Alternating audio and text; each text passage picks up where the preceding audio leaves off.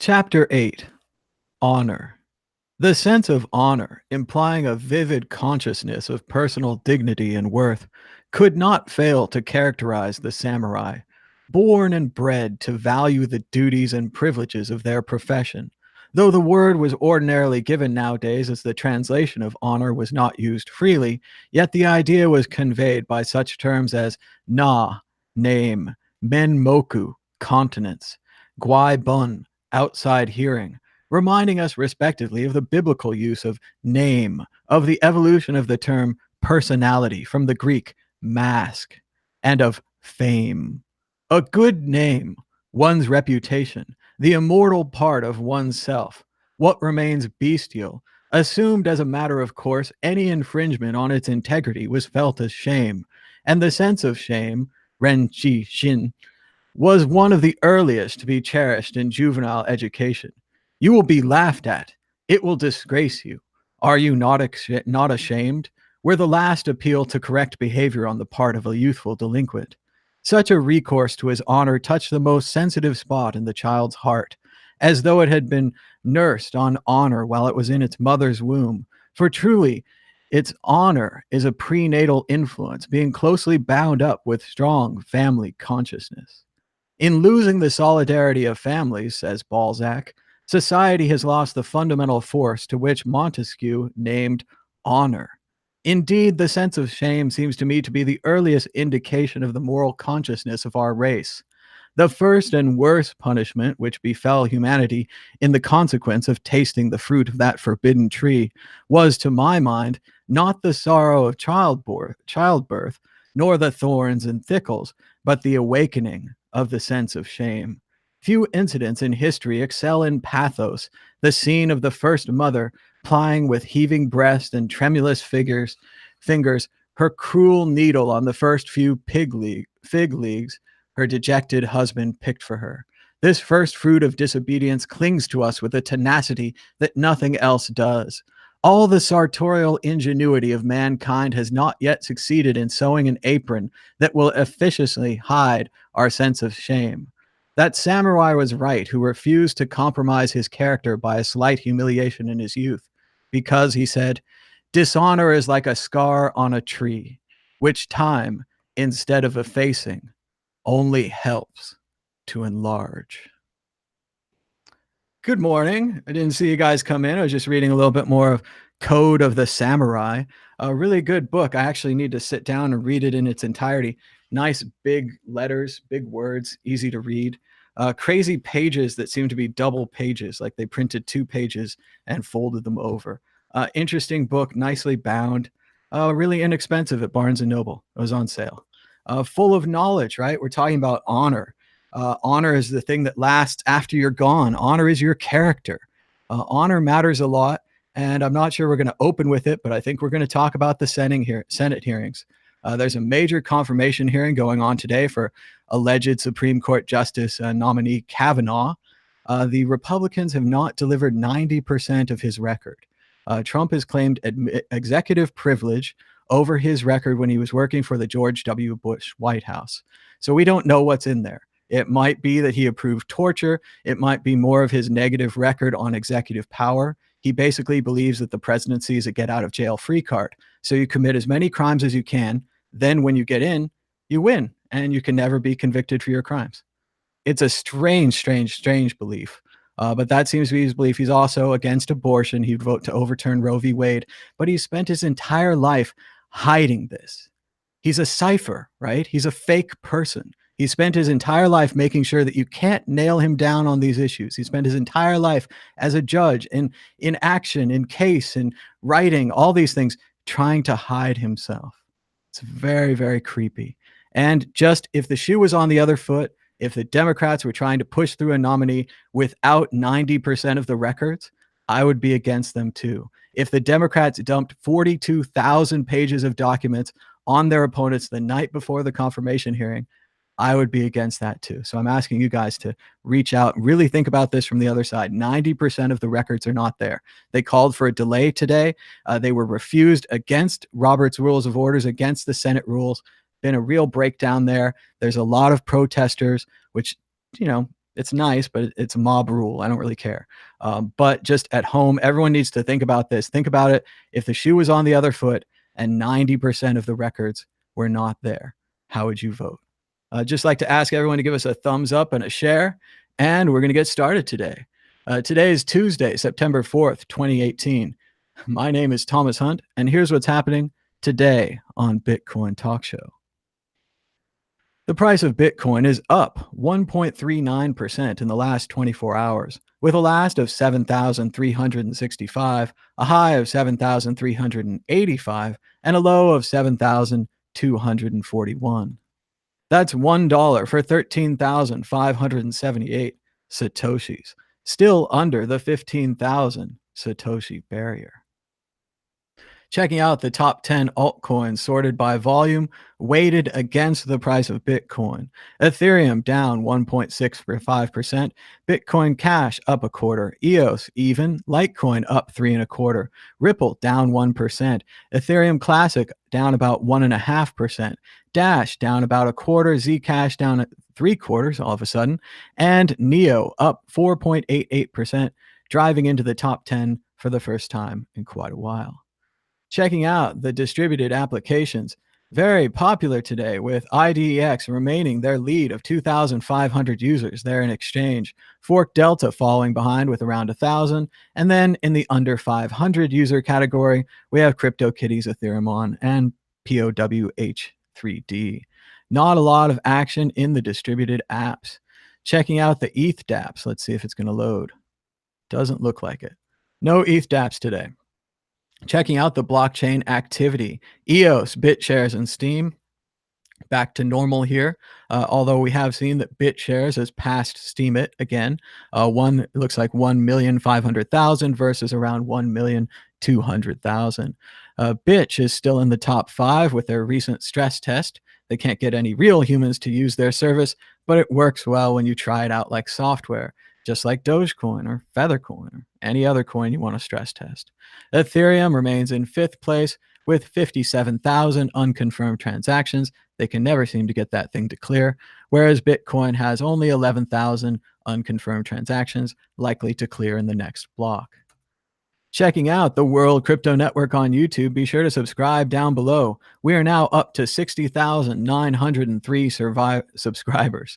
We are only 97 people away from breaking our goal of 61,000 subscribers. Be sure to subscribe down below. It's free. You can also click the bell to get notifications about every video.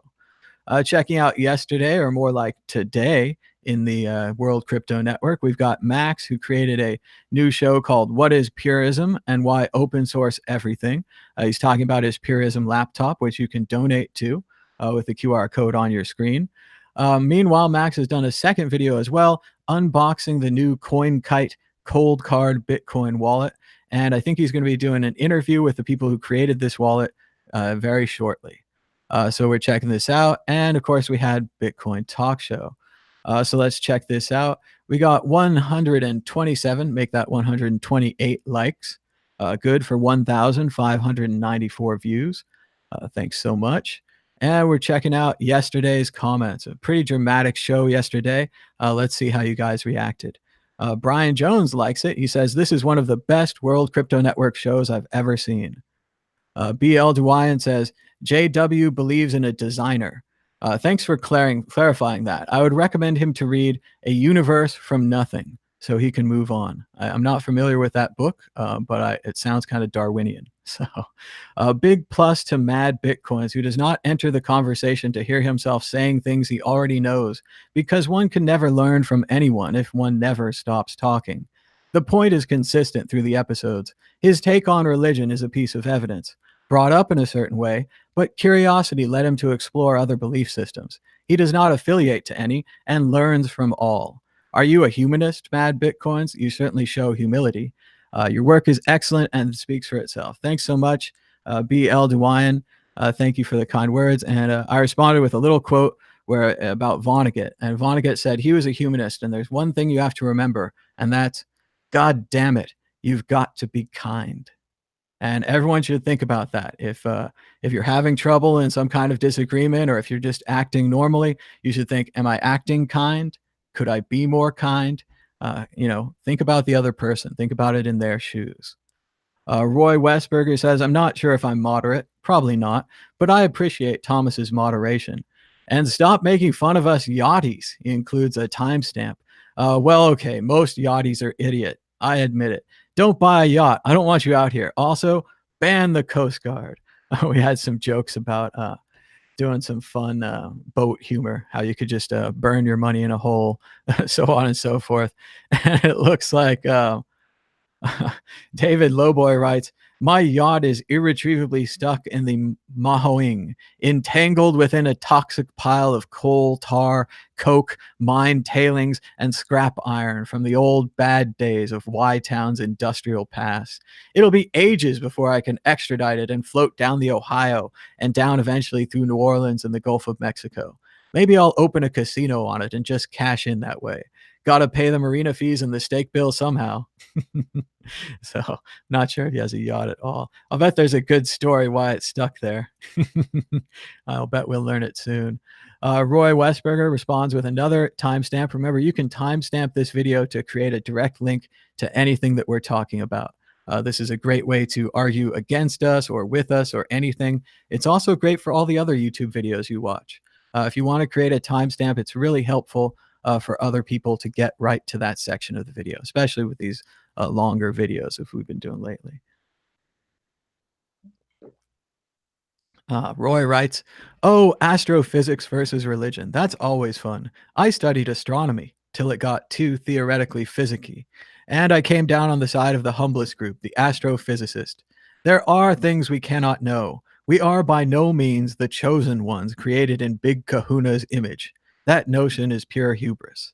That's not to say that there isn't some or notional or physical big kahunas out there. Sounds like Roy's been reading Pascal's theorem or whatever we talked about a couple weeks ago. I remember Pascal, a mathematician, computer programming language named after him, had this great but horrible idea where he said, well, it's better to hedge your bets and believe in God because you don't really lose anything. Whereas if you don't believe in God, and if he's one of the upset versions of God from various religions, he might be mad at you for not believing him.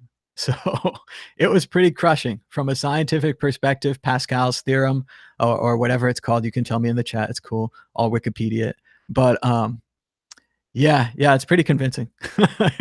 It's a lot like the Force. You're like, Han Solo doesn't believe in the Force, but by the end of the movie, he's like, may the Force be with you. Why not? It couldn't hurt. He used to believe in luck. Now he believes in the Force. And it's not that much of a change, really. Brian Jones says we need more talks like this. This helps expand the minds of those listening. And I hope so. That's definitely the goal. And he says, Thomas, I agree with you. Pretending that politics and Bitcoin are not intertwined is a bad idea. Shows like this are amazing because you allow us to voice our opinions and have proper discussions about important topics. And I think that's what's really important here is that you might not agree with me, or you might not agree with JW, or you might not agree with any of the callers or anything, but we're all just voicing our opinion. You don't have to drag us down and attack us because you don't like our opinion. You're free to have your own opinion.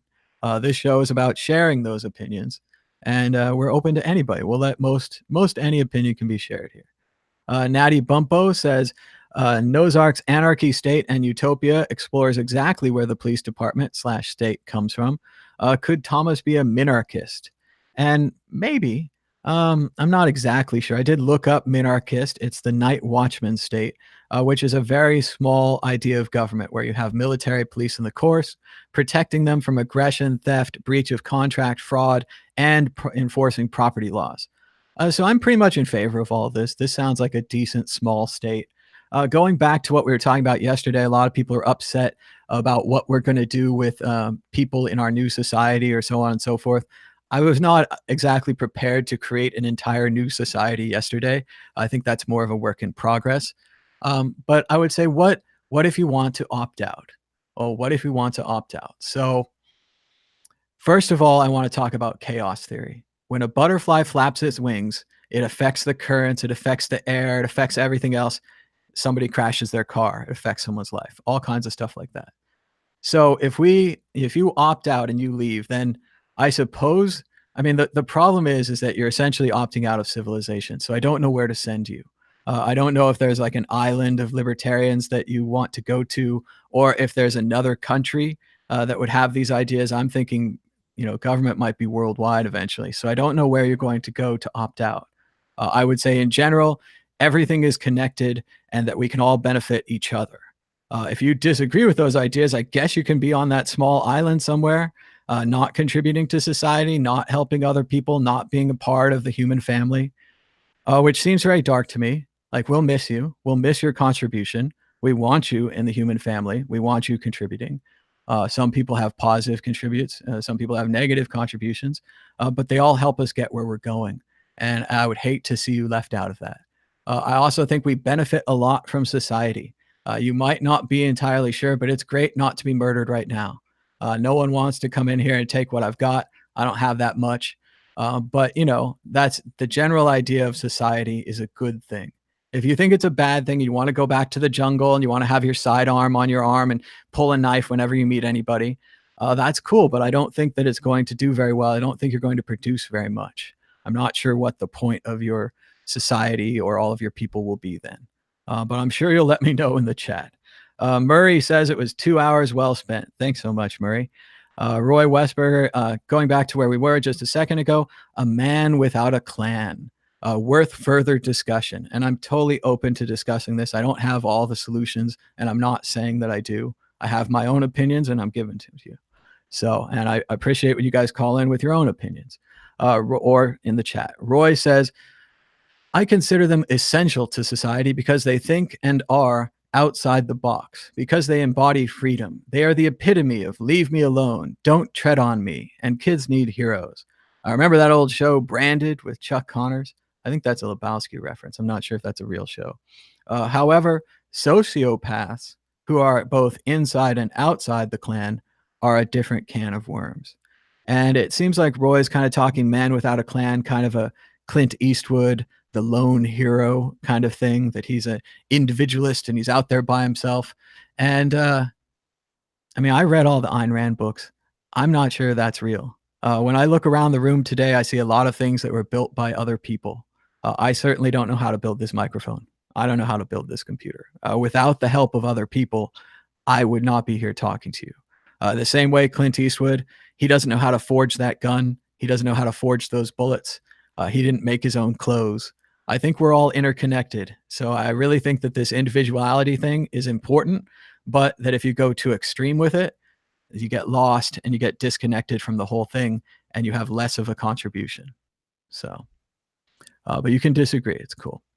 Reuven says, sometimes the spaz topics really make the show. Great show. Thanks so much. Natty Bumpo says, great show. These conversations that explore the issue of where Bitcoin vision leads versus political economic philosophy of different people is great.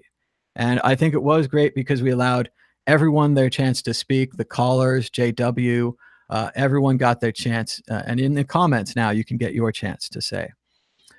Crypto News includes a timestamp and links to our thoughts about Jack Ryan. Good stuff.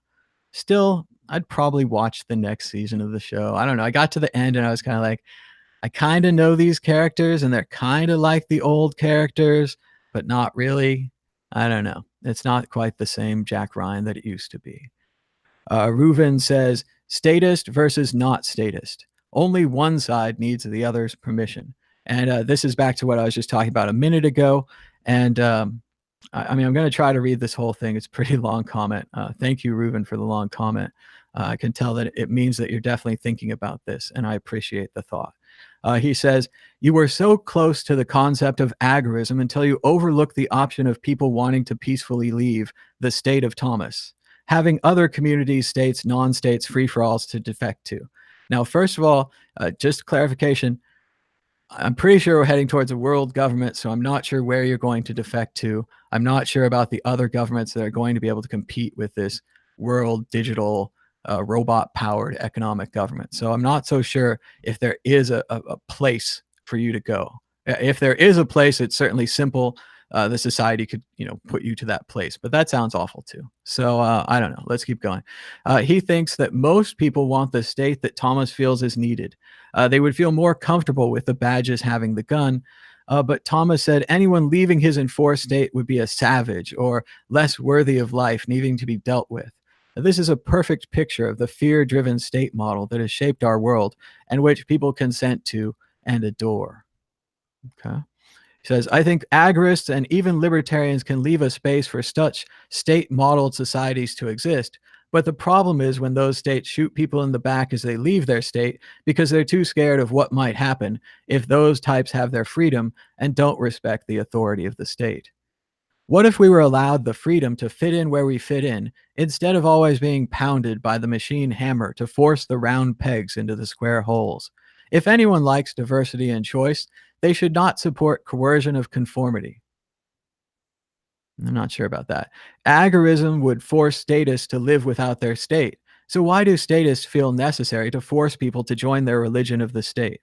Again, for me, and I know you guys are way down the government hole and you hate government, and that's your opinion. It's cool.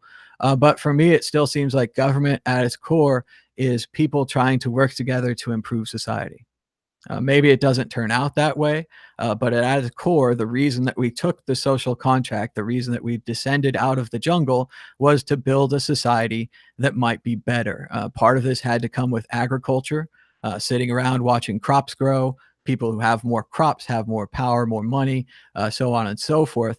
And that's the creation of our society. So I still think that government can be a good thing and that it helps us accomplish great things. There are setbacks, there are bureaucracies. It is a very large government, constantly getting larger. But again, that's my belief. You guys believe that everything, or at least I think you believe, everything that comes from government is bad, everything that government does is bad, and that we'd be better off in a state of anarchy like the jungle. I'm not so sure about that. I know that maybe for you guys, you would like to be in the jungle. I don't know about the other 99% of people who kind of enjoy their normal life. They enjoy going to work and they enjoy, driving down the road and not being shot, things like this. So I think it's about where you define the state, if the state can do any good at all, or if the state is always bad. And again, I seek a middle ground here. I say that sometimes the state does bad things, moving the Indians around, certain wars here and there. Sometimes the state does good things. NASA sending a man to the moon, bringing back Velcro, bringing back advanced firefighting techniques like halon, so on and so forth. We benefit fireproof suits, so on and so forth. The spin-offs are the benefits that we get from NASA. Do you like telecommunications satellites? Do you like satellites in general? So I think government can do good sometimes, but we're going to have probably a bigger debate on that when I look at the chat. I believe we'll find a blockchain community of free, agoristic, populist, non-governmental, yet some built-in structure agreed upon model, which is trustless and verifies, which promotes peace, kindness, generosity, and intelligence. Praise Satoshi. The state will hate it. And I agree with Reuven here. I really hope that this is here. And again, I would be in for this. But it's a very complicated situation where you're trying to protect minority rights, but still have majority rule. We can go back to the Constitution. We can look at the way it was set up with the Senate and the House, the different types of representatives. They're attempting to solve this problem. And one of the ways they did it is by frustrating people. Our government, at least the way it was designed, is designed to work very slowly. Let's say that we had something we needed, 10 years ago, we'd probably get it now. Let's say there's something that we need right now, we're probably going to get it in 10 years. The government is specifically designed to move slowly because a government that moves quickly is more likely to move into tyranny. At least that's what the founding fathers thought. So interesting stuff. Youssef says, thank you. Thanks, Youssef. I hope we addressed the points on Islam and so on and so forth. Not everyone believes that it's about jihad. And Roy Westberger says, oh, the breeding wars, like Jews versus Palestinians. Who can make the most kids? You guys are hitting all the cool topics today. Well, I hope we don't get into that one. He says, education, education, education, broad, big picture education is the only solution and he agrees with me that a benevolent world dictator could work for a while too. Well, I don't know if people agree with that, but I do think education is the only thing, and that the only kind of education that really works is where it challenges your beliefs. If your beliefs aren't challenged, you're not going to learn anything. You're not getting educated. If you can't stand for your beliefs to be challenged, you're never going to learn anything, right? You're going to be stagnant and stuck there forever, hating the government or whatever it is your beliefs have led you to. What about changing Scientology for Calvinism? It was pretty interesting to hear JW say that he was a Calvinist. As I recall, I think that's a strong belief in good and bad. The idea of, let's see, is it faith over good works? Let's see. Calvinism, wide range, blah, blah, blah.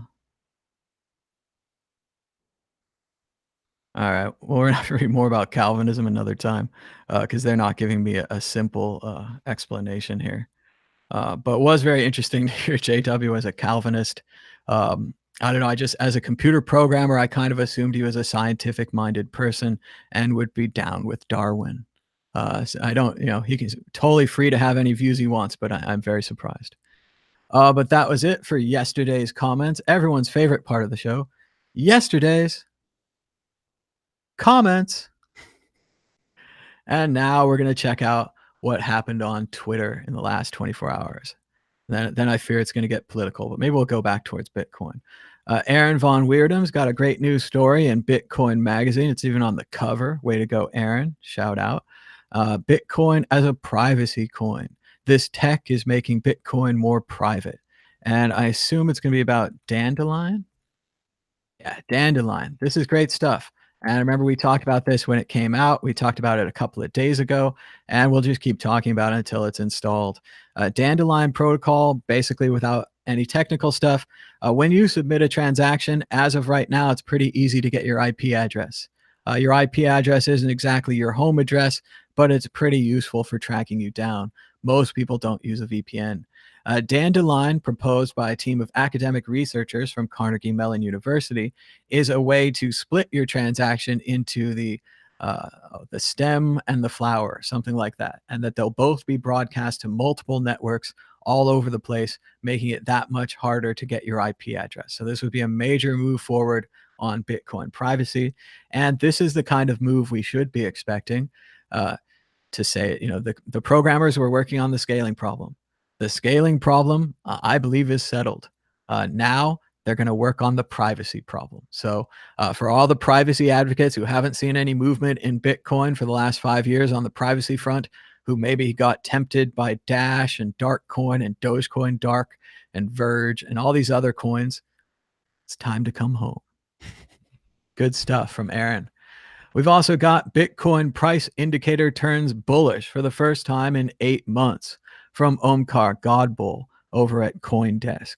Let's go straight to the view. A combination of the falling channel breakout and the bullish weekly MACD indicate scope for a rally to the July highs above $8,500. For the next 24 hours, investors need to keep an eye on the pennant pattern seen in the 4-hour chart. A bullish breakout could could yield a rally to 7,500, while a downside break would shift risk in favor of a drop to 7,000. He still owns no crypto. It's very sad. Bitcoin experts pin price hopes on early November. Bum, bum, bum. The media loves to write about the price. We're still waiting on the Van Eck and CBOE Bitcoin ETFs. That would be the end of September, I think. Andreas has been warning the world. ETFs are bad. All right.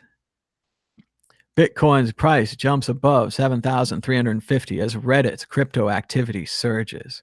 And all we really need now is for the Google searches to turn around. If we can get the Google searches to turn around, people start FOMOing hard, and this thing goes up.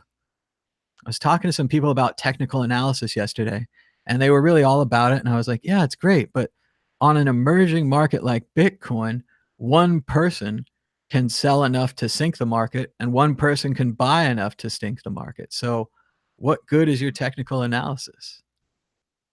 They didn't seem to have an answer. I don't know. As always, you can support the World Crypto Network by donating to our patreon.com/WCN account. 32 patrons have donated $238 a month to help keep this show on the air, or over at patreon.com/madbitcoins, where 75 patrons are donating $441 a month to keep us going. At our Tallycoin campaign, we've raised 0.06% towards our goal of $1 million to help spread the word about Bitcoin. You can donate now to the QR code on your screen. And remember, you can always get your own Tallycoin campaign at tallyco.in. Just bring a Bitcoin address and a goal, and suddenly you're fundraising. Great stuff from DJ Booth. We've also got the donation codes for Bitcoin and all of the altcoins accepted by Trezor. Just wanted to mention this. It's always a good time to donate to the World Crypto Network, even if all you have to donate is a thumbs up and a share and maybe a subscribe down below. We've got around 100 live viewers thanks to your likes and shares, and we're going to continue marching down the Twitter road towards the political disaster that's currently going on in real time while we talk.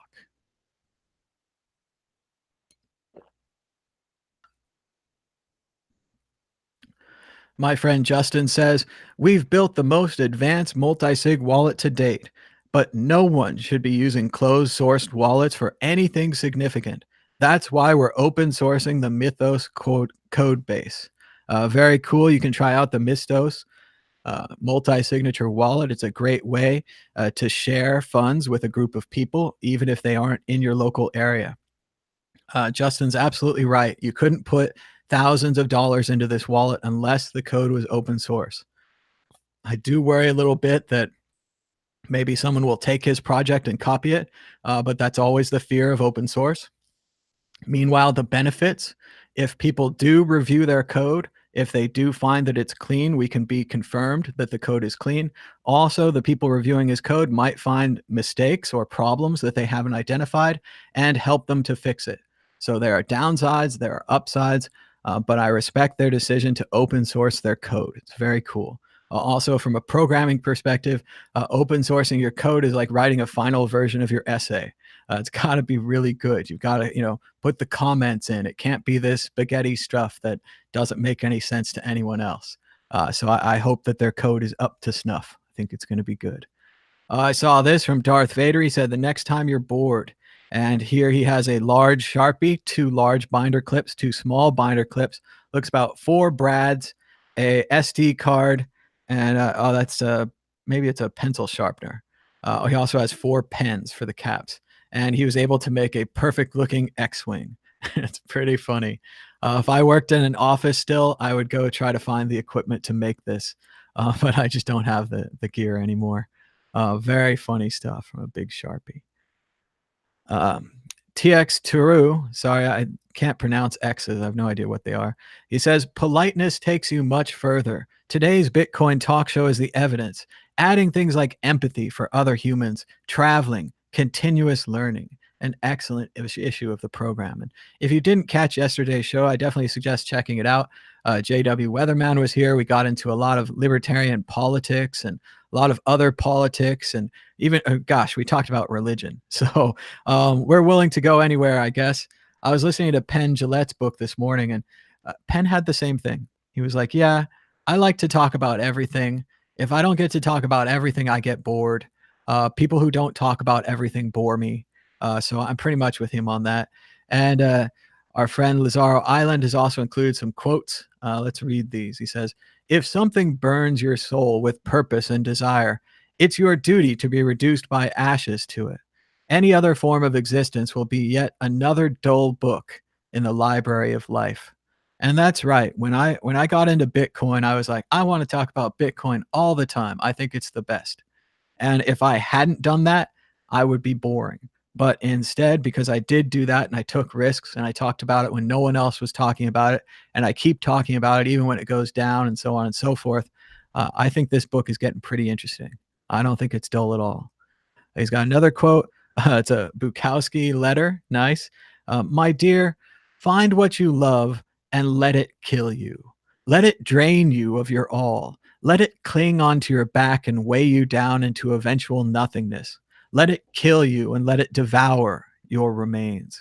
For all things will kill you, both slowly and fastly, but it's much better to be killed by a lover. Charles Bukowski. Interesting stuff. We've also got Samson Mao, who was interviewed by Hank Young Media about Bitcoin ETFs and the future of Bitcoin. And as Samson says, before Bitcoin was invented, there was no concept of digital scarcity. Bitcoin has created the concept of the scarcity of the digital asset.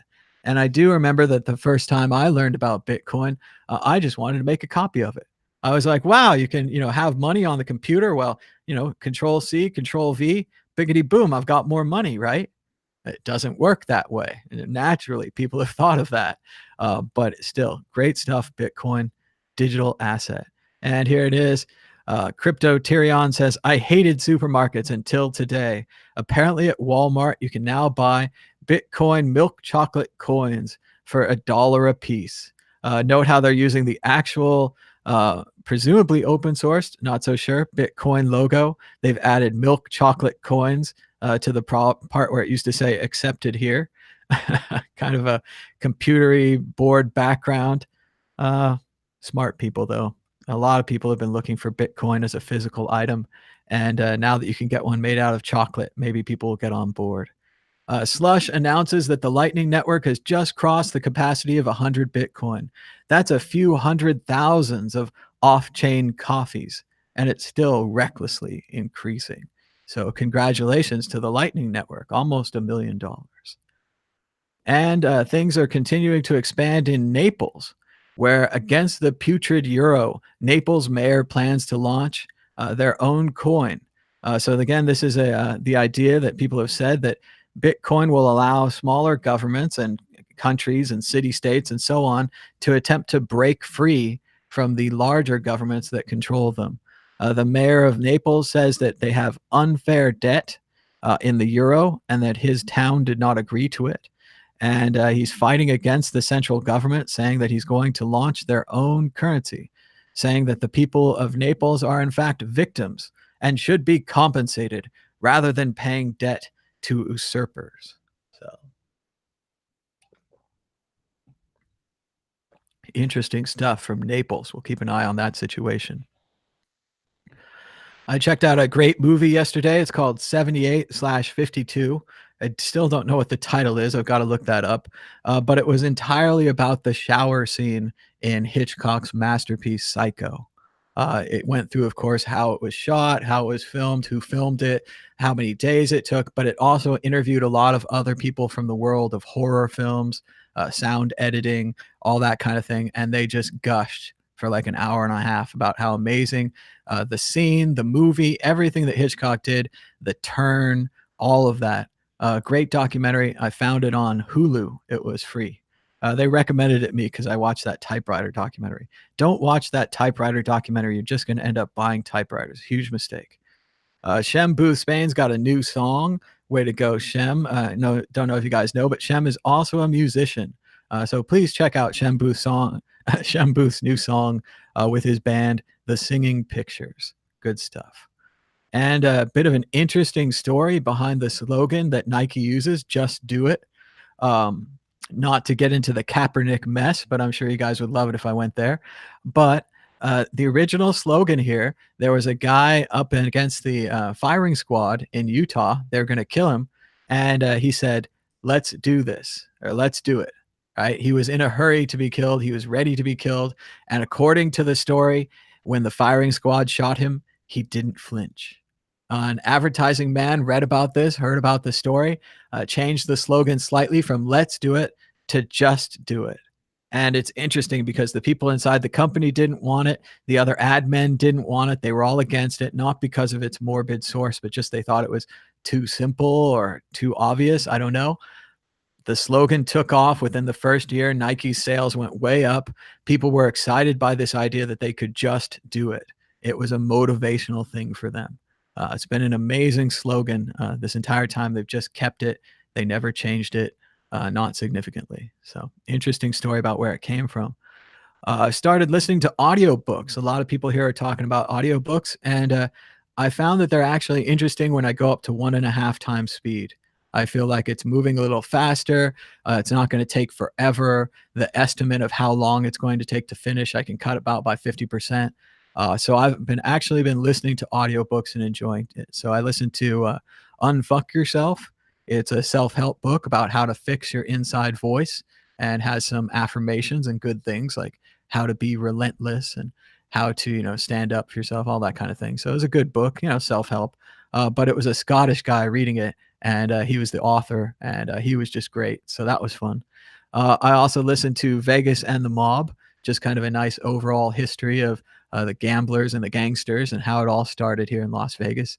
Whenever I move somewhere new, and I don't move that often, I'm always very interested in where I live. I don't know about you, but when I was in San Francisco, I learned all about it. When I was in Sacramento, I learned all about it. And now that I'm in Las Vegas, I'm trying to learn all about it. So check out your own neighborhood, read a little history about where you live, and then go look at it. Go see what it was like and think about what it used to be like. I think that's really valuable, even if you live somewhere boring. I saw this thing about a town in England where they have a plastic tube that connects the supermarket to the parking garage or something like that. And these people on Yelp or TripAdvisor have started leaving epic reviews for this plastic tube. So no matter where you live, there's always something fun, even if it's just a plastic tube that people are being ironic about on the internet. Then I listened to parts of The Handmaid's Tale, read by Claire Danes. That was fun. And now I'm listening to Presto by Penn Jillette. He's got a great voice, great character, and apparently he's going to eat nothing but potatoes for 12 weeks, and he's going to lose 100 pounds. So I'm interested to see what's going on. And Max has got a new show he's doing this morning, unboxing the CoinKite Cold Card Bitcoin wallet. Very cool stuff. And then we get into the whole Senate nightmare that's going on today. I don't really feel like I have to get into it. I think it's fine just saying that 90% of the documents were not produced, and we should delay the hearing until the documents can be produced. Whether it would be a Republican or a Democratic nominee, I believe that the point of the confirmation hearing is to review the documents, to interview the person, and to attempt to discover what kind of judge they might be. Lacking these documents, we can't do a good interview of the person, and we can't find out what kind of judge this guy will be. So I think we should delay the hearing. And I'm going to spare you the rest of the liberal politics. But this is Bitcoin Talk Show, and I've been talking for more than long enough. So let's get your opinions on it. Give us a call right now on Skype, World Crypto Network, all one word, or on the phone at 518-600-1949. It's no big deal. We can talk about Bitcoin, talk about the price, we can talk about these hearings. You can give me your opinion on religion, and politics, and minarchism, and anarchism, and libertarianism, and all the other isms that you want to talk about. But we'll try to keep this open for a little while so we can get some calls. We do have 100 live viewers, thanks to your thumbs up and your shares. Thanks so much for supporting this show. People are saying in the chat they're reading Sun Tzu's The Art of War. It's been a long time since I read that book.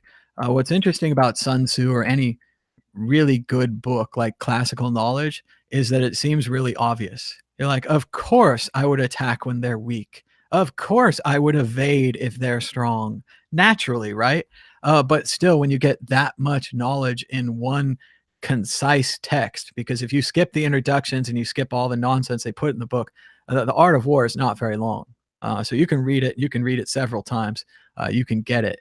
And I think it helps you. It helps the way you think. It helps your ability to expand. It's a good book. I would check that out. Let's see what else is going on in the chat. I haven't been looking for a while. Kavanaugh helped bring us the Patriot Act. Okay, so that's not good. Not a fan of the Patriot Act, which allows them to wiretap and allows them to read your library records and so on and so forth. The big question about these documents seems to be his involvement in the George W. Bush torture program. So if he believes that torture is acceptable, people need to know, and that might change their opinion on him. The other big issue is, of course, Roe v. Wade. He's estimated to overturn it. Hello, caller. You're live on the World Crypto Network. What's your name and where are you calling from? Hey, Thomas, it's Jeff from Idaho. How you doing, man? Doing good. How's it doing? How's it going, Jeff? Pretty good. Yeah, I wanted to talk to you about your take on anarchism and minarchism and all that stuff. All right, I'll give it a try. Yeah, so a lot of people say, when it comes to anarchism, they're like, it's the law of the jungle type of thing. Where I think it's not saying we want a society without laws. We just want a society without rulers. So there could be laws in an anarchist society, just not from a central authority. Sure, I'm familiar with political anarchy and Bakunin and so on and so forth. I think, unfortunately, whenever you say anarchy in the mainstream, you get that anarchy in the UK, Sex Pistols, punk rock type of attitude. So I don't know how far that the movement for anarchy is going to go under the current name. I don't know if there's a better name or a rulerless society. I don't know, something like that. It just seems like a lot of people are instantly thinking punk rock and chaos. I'm not one of those. Sure. Yeah, Yeah, I think some people like to call it like voluntarism. I don't know if you've heard that before, that definitely sounds way better than anarchism. like a voluntarist society, where just all human interaction is just by choice as opposed to force type of thing.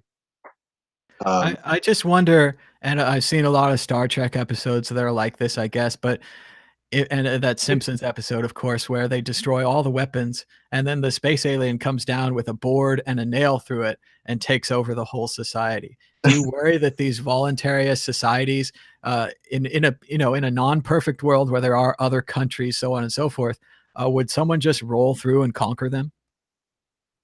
I don't know. I don't know if you've ever listened to Adam Kokesh or not. He's like a big kind of anarcho-capitalist guy, voluntarist, like evangelist, I guess you could say.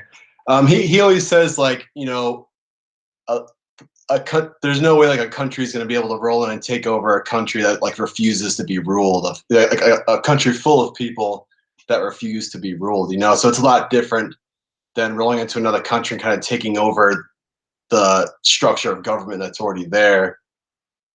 Than coming into like a country of millions of people that just refuse to be ruled by anyone type of thing. So yeah, I guess that's assuming the strength of the people will somehow overcome it. I mean, I don't know, I read The Handmaid's Tale really recently, and those people didn't want to be ruled by religious fanatics, but the religious fanatics had a plan and they rolled it out slowly.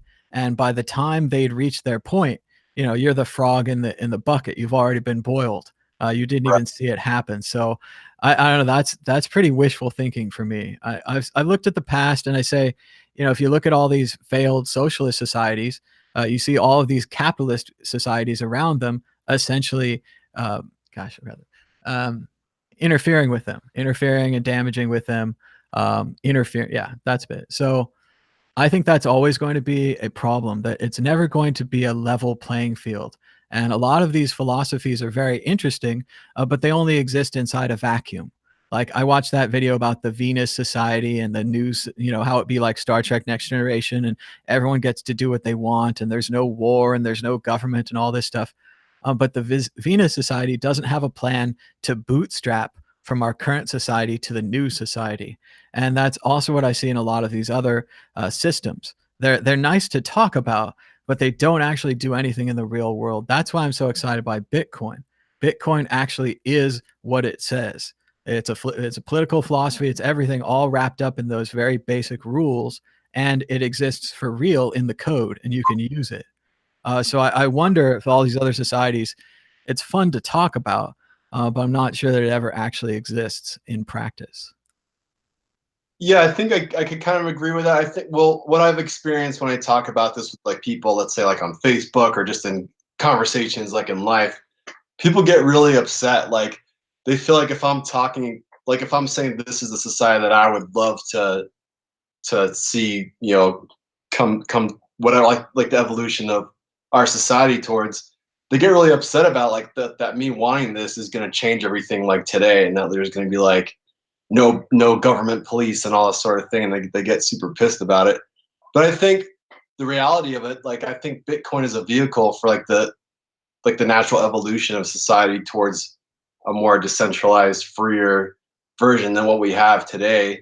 So I mean, whether or not that's going to be like this perfect voluntarist like utopia or not, I feel like there is going to be a change, and I think technology like Bitcoin is what's going to make it happen. It's not going to be like this political revolution where a bunch of libertarians rise up and take over, the government and dismantle it. But I don't know. What are your thoughts on that? Yeah, I definitely agree with that. I don't think that the Free State Project's been very successful. Um, Point of fact, I think they should have gone to Montana. There's less people in Montana and they care less. I think they would have had a better shot at getting a House member or a senator in Montana than in New Hampshire. I think New Hampshire historically had people that were like libertarians, but I'm not so sure that their descendants have the same political beliefs. So I see all of those as kind of non-starters, and they don't really have a plan for bootstrapping. They're always like, if everything went away, then we would do this. And if we were left alone, we would do this. But with Bitcoin, you have something that can actually change society. I always relate Bitcoin to the MP3. When the MP3 came out, I knew instantly that I could compress audio and it was amazing. Instantly, way into it. Then, time went on and iTunes, Spotify, all these other services started using the MP3 to deliver music to you. Eventually, the music industry fought and fought and fought, but they had no choice but to give in to iTunes and to give in to Spotify and all these other services and to give the people the music in the way they wanted it. Bitcoin is the same thing. You want money on your phone, you want money with no bank, you want money that can't be taken by overdraft fees. You've got Bitcoin. And it's the kind of thing that once it exists, it can't be put back in the box. And I thought this years ago, and I think this now. So I think that Bitcoin is the most tangible representation of the libertarian ideas, and that it's going to survive and it's going to outlast them, but is going to go through all these phases where Wall Street essentially takes over or tries to take it over, and the libertarians lose all their heart and they get really upset because they found Bitcoin and they were the early ones and all that, and they're not getting respected and they're not going to be. But the key is Bitcoin the Trojan horse strong enough to survive all this Wall Street scrutiny and pressure? Can they keep the 21 million units? Can they keep the deflationary structure? And if they can, then the first representation of libertarian ideas in an actual usable format survives, and it changes the whole world. So I think Yeah. something good. One more thought, Thomas. With all this like censorship type stuff that's happening on Facebook, with like Alex Jones is like an obvious one. There's a lot of other people that have been kind of kicked off of Facebook, Twitter, or Instagram, or whatever. I myself, I run a firearms accessory company, and our ads got banned on Facebook because they have pictures of guns in the ads, even though we just sell accessories. But with like someone like Alex Jones, who are like just being blackballed by social media, and it's probably not going to be long before his credit card companies are like, hey, we're not going to process your payments and things like that. I think when prominent people get banned like that, I think if they were to turn to Bitcoin and raising funds, kind of like how WikiLeaks did, I think it's going to bring a whole wave of people into the real use of Bitcoin, like the censorship resistance side of it. What do you think about that? Yeah, the real problem I have with the Alex Jones thing is if he believed anything that he's ever said, and I've seen him say a lot of things, he'd be ready for this, right? The Cody Wilson guy was just crying that they deleted his videos from YouTube. Well, you're kind of challenging the government with your printable gun project. This is going to happen, right? What I'd expect from Alex Jones, someone who has all that advertising and all that money, is that he would just flip a switch and we would just go to alexjones.com and he would broadcast videos there and he would broadcast his podcasts and there would be no interruption in his service.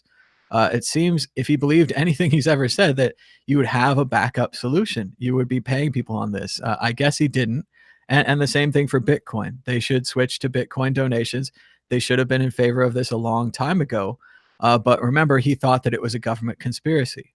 He thought he was one of those who said, oh, Bitcoin's an NSA project and the CIA has you guys all fooled and this is too good to be true. And I think part of that is whether Alex Jones is serious or not, whether he's a showman like Rush Limbaugh, or whether he actually believes what he's saying and he's a revolutionary. I think he sees conspiracy theories in everything. So I think they gave him Bitcoin, which we all know is not a conspiracy theory. You can read the code; it's all available, and he turned it into a conspiracy theory. So it's much like the Mises people who have been waiting so long for this perfect currency to come around.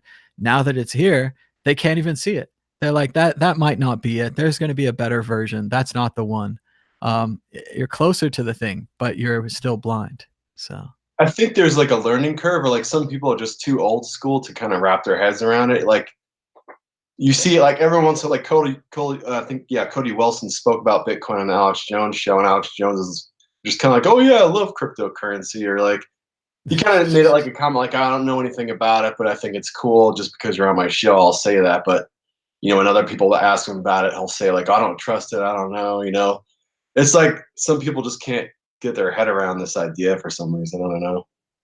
Well, it is very digital and it's all computery. And a lot of people are just like, oh, it's on the computer. That means it can be deleted and it'll go away. And I lost my computer once, therefore I'm going to lose my money every time.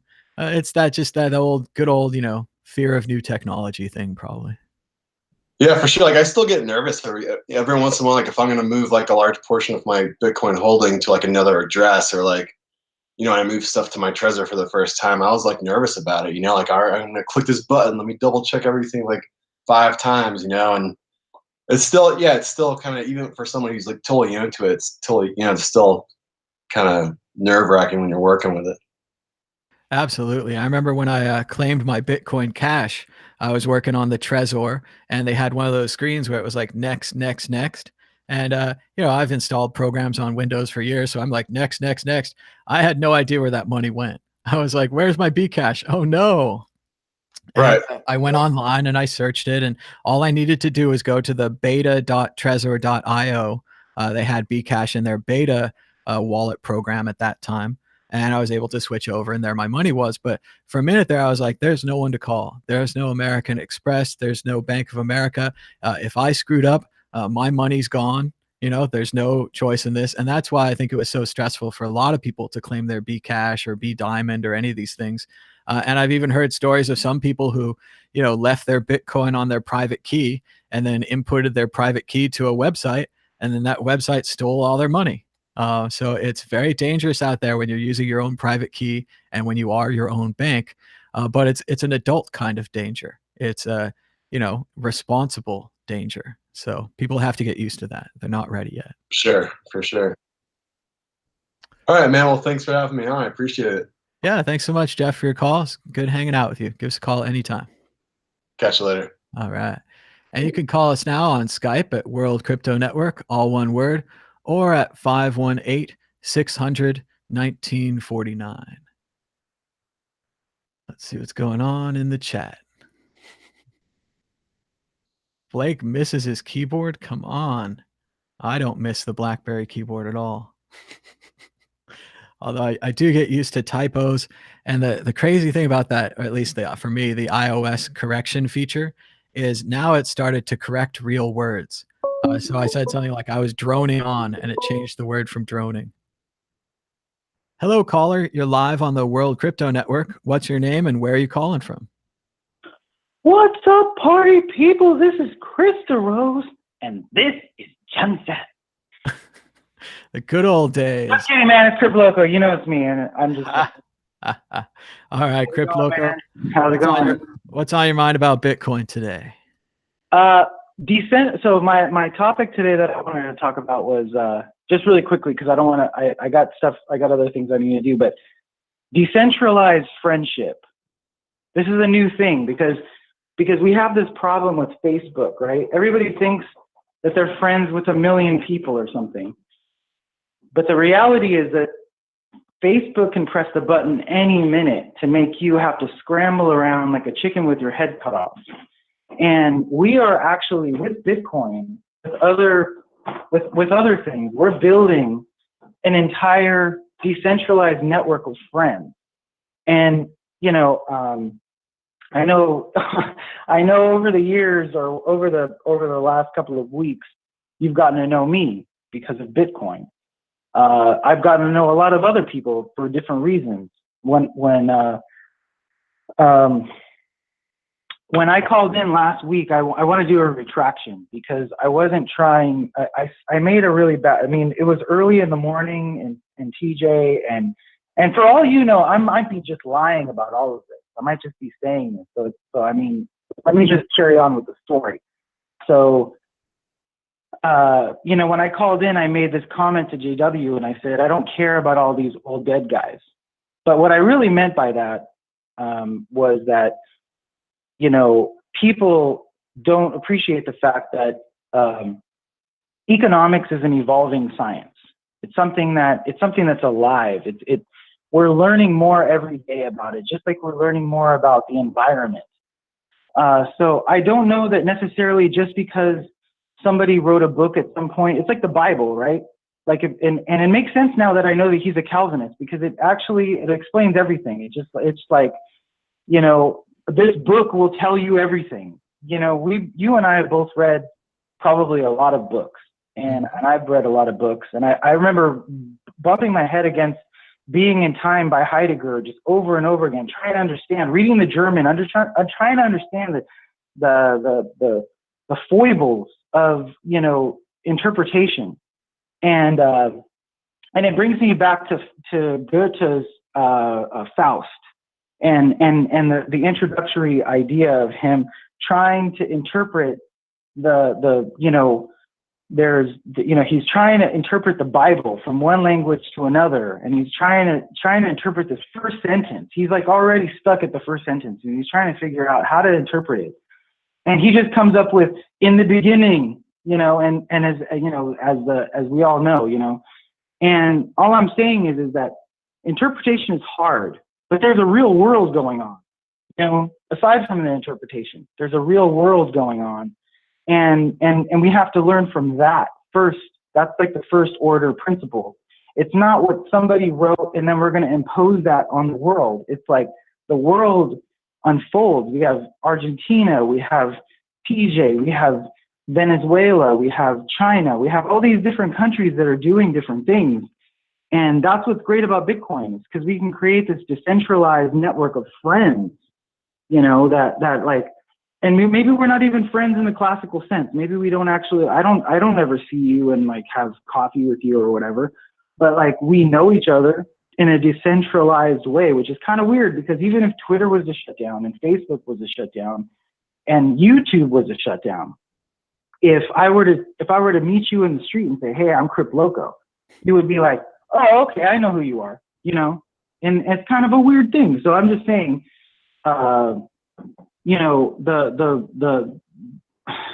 meanwhile, we have these people that want to impose their ideas on us and want to tell us that this is what Bitcoin is. Bitcoin is Murray Rothbard's, grandbaby. And unless we embrace the ideas of Murray Rothbard and we read every single thing about all these different people, then we don't understand Bitcoin, which is hilarious, because you and I mean, for people that have been in this for a long time, I mean, it's hilarious, because people that got in the end of 2017 and they're wrecked, I was never wrecked. And the thing is like, when I talk about how I'm trying to spread the word over here in TJ, I was never wrecked because I was very careful about what I said. And there are people, and what I'm trying to say is that if you want to make Bitcoin a global phenomenon, then you have to be very careful about what you say and who you say it to, because there's not going to be an easy, quick thing. So I guess what I'm trying to say is that when JW called me, when JW assumed I was a bum, I want to ask the question, what's wrong with being a Bitcoin bum? Maybe somebody gave me $10 and I lost my job and I'm out here in the streets and I'm a bum. Or maybe I'm just a miner from 2013 that's doing fine and I don't need to change the world. Like, we don't all need to change the world. Maybe we're just doing our own thing. Maybe I'm drawing squares, and that's what I want to do with the rest of my life. Like, who's to tell me otherwise? Yeah, JW definitely has his own ideas about work. This has come out before. He put out a video where he was I think he was trying to be critical of an anti-war group that accepted Bitcoin Cash. and then that kind of became Bitcoin Cash supporters because, you know, no one else is giving them money.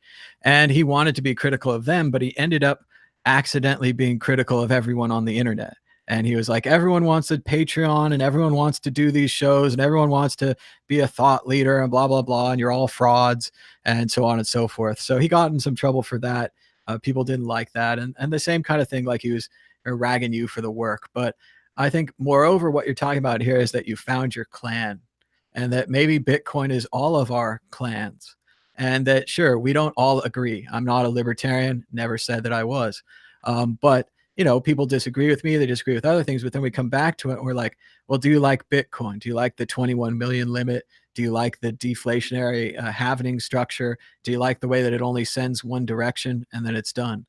As long as we agree on these things, we're all Bitcoiners, right? And we can agree. So I don't think we needed Facebook or we need YouTube or MySpace or any of these things, but I was critical of these things all along. I knew right away how much power it was giving to Zuckerberg and his engineers. I was offered an interview at Facebook, but I didn't take it because I believe so much in privacy. Probably a mistake.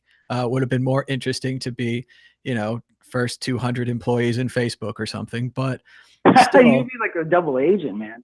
Well, that's what I felt like because I was talking to this guy at a party and I was, you know, going on and on about how I believed in data privacy and data freedom and how I thought that these were all just honeypots that would be used against us. And now we see that happening.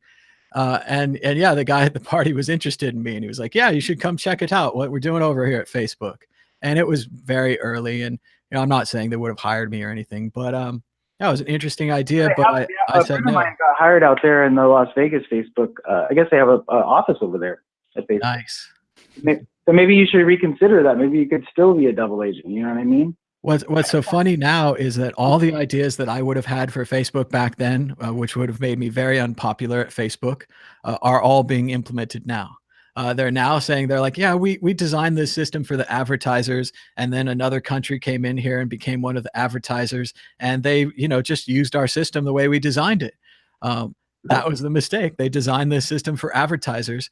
They could have encrypted everyone's status updates. Only your friends of friends have the decryption key. Facebook wouldn't even be able to see your status updates if you don't share the decryption key with them. Stuff like this, the system could have been designed that way, but they didn't. So that's why we are where we are today. And it just comes down to, I think the entire startup industry is just designed for eyeballs and quick success. It's not designed for how will these tools that we're inventing, you know, influence our society. Things like Apple's soon going to release that program that shows you how much time you spend on your iPhone and how much time you spend on Twitter and how much time you spend on everything else. And from the beginning, as they designed these things to be the most addictive possible, to get the most number of users quickly, to get the most advertisers, they've gotten everyone addicted to their smartphones, and they never thought once about what society would be like with a bunch of people addicted to their smartphones. But now we're starting to think about that. But yeah, I would have brought those ideas far too early, and they wouldn't have liked it. So it's different now, though. Well, so I'll leave with this because I like I said, I have to go, but I would say, we talked about, so Satoshi, so he's bald, he's got, I don't know what kind of, I don't think we said anything about shoes, but I know he's going commando. And then I was thinking, because this is kind of a weird one, it's facial hair as a man, you know, because it could go both ways. He might just be like, do the full beard, you know, or he might be like, shave that thing off, you know, because he's out here in those Satoshi streets. So I don't even know what kind of thing he would do, but I don't know what are your thoughts about that, about facial hair for Satoshi? All right. So again, Satoshi's kind of a programmer. He's kind of an economic theorist. So I line him up with all the Linux and Unix guys that I knew in the computer lab. So I think Satoshi's a little heavy and that he doesn't shave that often because he doesn't care. But I think Satoshi's one of those guys I knew in the computer lab who just can't grow a beard to save their life. He's got that kind of patchy. That's like me, man. That's no. It is. I don't mean to reveal too much about myself because I'm very protective of that. But yeah, no, I know what you're talking about. I'm of that ilk. So yeah. Patchy, unshaven beard, and then every couple of weeks he gets so tired of it looking bad that he shaves. I think that's it. I think when he buys the razors, he goes to like a Rite Aid or like a Safeway or something like that. He buys like the cheapest razor, the cheaper one deal. See, that's what he does. He probably does like the 5 razor 2-for-1 deal, and then just shave that thing. That sounds good. I think we're getting quite a profile of Satoshi these days. Someday, someone's going to find. I will draw it, and I will do the graphic design for it, and we will have it, and I will share it with the community, because, like I said, this is all about decentralized friendship, you know.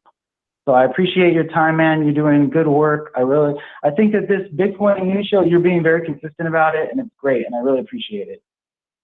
Well, thanks so much for the call. It was great talking to you, Crip Loco. So give us a call anytime. Take care.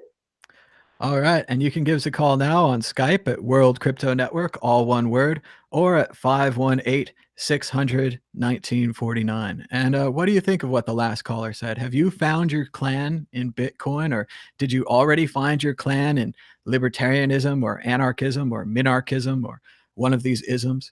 Tell us about it in the chat. Let us know why you think this is your clan or why you don't think this is your clan. Could be good for the comments too. But we're going to try to keep this show going. It's around 10:30. Let's check out the chat, maybe the price of Bitcoin.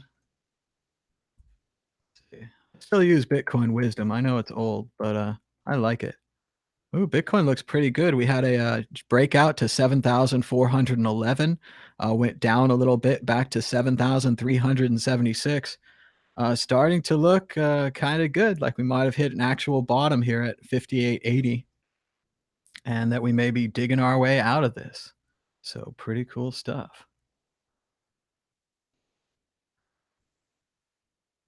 Let's see what's going on in the chat. I think we're pretty far behind here. We need to get back down to the future. Let's see. Ghost, here we go. Hello, caller. You're live on the air. How's it going, Mustafa? Hello, Thomas, and hello, World Crypto Network. How's it going? Going good. What's on your mind about Bitcoin or anything else we talked about today? Oh man, you're breaking up a little bit. I don't know if you can hear me. Okay. I think I'm here. I don't know. What's on your mind about Bitcoin today? Oh, I was just to answer your question about have you found your clan in Bitcoin, and you know, I think you guys are my clan. You know, I'm hanging out with you guys on a daily basis, so it's virtual. Obviously, it was not like we're actually meeting and shaking hands or.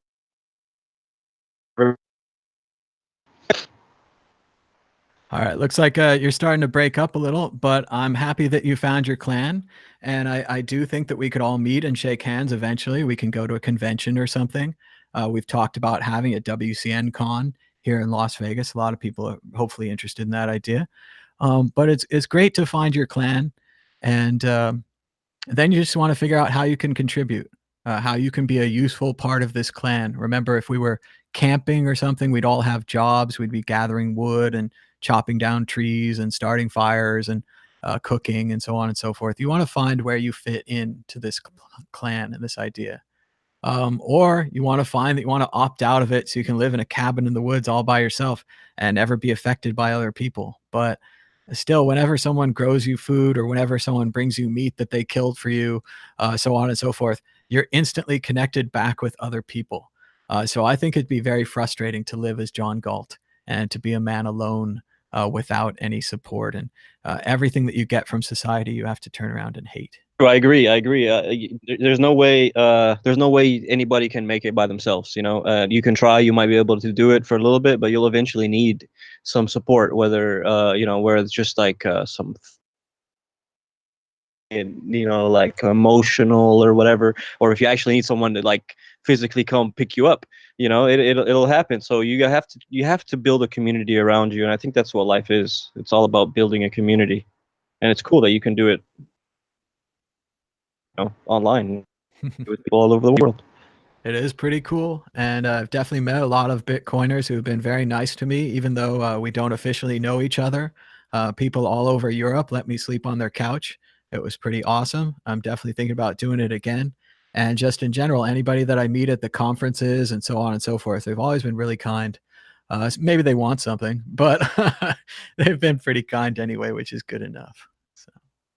No, it's true. And actually, this, I go on a lot asking, whenever I'm doing something, I can't figure it out. Like I do, just as a hobby, I produce some electronic music and I do stuff like that. And it was the cryptocurrency community, especially on Reddit, that seems to be the like when I go on Reddit or I go anywhere online trying to figure out how to do something with a music program or something, it's usually pretty difficult for me to find someone to help me directly or to find the information that I'm looking for. But whenever I had a problem with setting up like mining rigs with a wallet or something, I instantly got help on Reddit. I instantly got help on Bitcoin Talk. So it seems like the cryptocurrency community in general is really trying to help. There's a lot of people out there that just want to help. It is pretty amazing. There are a lot of nice people out there that'll give you information and tell you all about it. Usually about their own altcoin, but sometimes about Bitcoin too. Right, right. Yeah, but I mean, my questions were what I'm saying is whatever questions I posted, they were always answered like, in a very easy newbie type way, because I'm not very technically inclined, and everybody answered them pretty easily, right away. I didn't even have to wait that long, so I was very impressed with that. Pretty cool. It's very good to have found your clan and to be here in the cryptocurrency community. Good stuff. Cool, man. I'm gonna jump off because I don't know, I'm having connection issues or something. But thanks for taking my call. Thanks for the call, Mustafa. Yeah, give us a call anytime. And you can call us now on Skype at World Crypto Network, all one word, or at 518-600-1949. If we can get a couple more calls, we'll try to keep this show going till 11 o'clock here on the West Coast or, well, Pacific time zone. I miss the coast. I'm not very close to the water anymore, But we'll see what's going on out there. We've been talking about everything. It's been kind of nice to not watch the hearings while I've been talking to this show. The hearings have been very dramatic this morning. 90% of the documents not produced. Jello in the chat writes, will the upcoming Bcash fork finally kill Bcash? And unfortunately, I think it's very hard to kill a cryptocurrency. Even things I say like Feathercoin or Megacoin, Primecoin, they just formed a foundation. Their creator is back. The guy who created Primecoin and Peercoin is back for more. Sunny King, something like that. So no, I don't think it'll kill it, but it will reduce it. The thing that's going to kill Bcash is when one of these people who can't trust the other betrays them all. So I think Roger Ver is a possibility. He owns a lot of Bcash allegedly. Jihan and his company are a possibility. Once they become a public company, it will be absurd for them to hold this much Bcash with this bizarre belief that it would go up in value. So I think they'll start selling. But the question will be, will Roger sell before they go public? And then what about Craig Wright? Does he have a lot of Bcash? I don't know. What about Craig Wright in general? What kind of a person do you have to be to claim your Satoshi, then fork Bitcoin, then keep claiming your Satoshi and fork Bitcoin again? It seems like he's actually working against Bitcoin. So if he did invent it, maybe he hates his invention. He's got a Robert Oppenheimer type thing going on. I have become death, creator of Bitcoin. Not so sure about that. Let's see what's going on. They've got a meetup in San Diego, San Marcos, Thursday night. Check that out. San Diego is supposed to be very nice, but I hear they're starting to lose their perfect climate. They had this incredible climate down there. And as you know, climate change, all these things are happening. I'm not sure how nice it's going to be there. I'm not sure how nice it's going to be anywhere, but we'll see how that goes. People, they say it's a dead cat bounce. They think that the MACD histogram cross above zero is big. Resistance will become support. Hello, caller. You're live on the World Crypto Network. What's your name and where are you calling from? Hello, my name Jose. I like Bitcoin. I go from Mexico. All right, Jose. What's on your mind about Bitcoin today? Bitcoin very good. I follow. I'm not speaking English very. That's okay, man. Just give it your best shot. No, no. Okay, well, thanks for the try, Jose from Mexico. I'm glad you're listening down there in Mexico too. Very cool. And sorry you're having the English troubles. But remember, your English is no doubt much better than my Spanish, and I've had several years of Spanish, so not that good. But you can call in right now at Skype World Crypto Network, all one word, or at 518-600-1949. We'll try to keep the phone lines open for a little bit longer, or we'll head to the end of the show and I'll go back to watching the hearings and screaming at the television and so on and so forth. Just another day in paradise, right? Oh, everyone's debating in the chat whether that guy was real. I don't know, but you could always give it a try. It seemed like he was having actual language problems, but who knows?